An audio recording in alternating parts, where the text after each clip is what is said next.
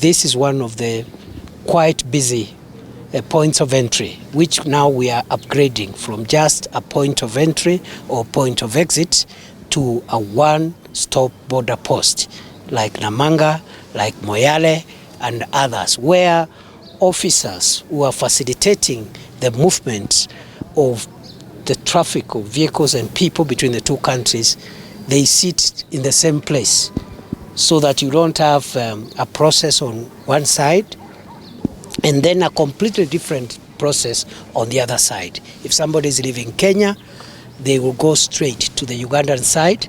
The Kenyan official who will be stamping their exits will be there, and the Ugandan official who is stamping their arrival will be there, the same desk. The same side, those arriving from Uganda into Kenya, they will find the officers from Uganda and the officers from Kenya seated together. Immigration officers, Port Health, Bureau of Standards, Customs and KRA and all the other agencies that are represented here. Uganda is the biggest trading partner of Kenya. So it is not just a friendly country, it's not just a neighboring country, it is the biggest trading partner of Kenya.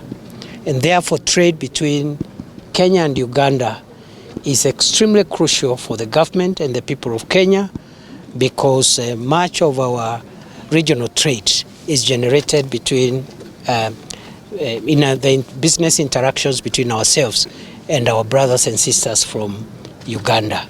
Of course, other than the terminal buildings and the facilities around here, the project involves improving or expanding the road between Suam and Kitale.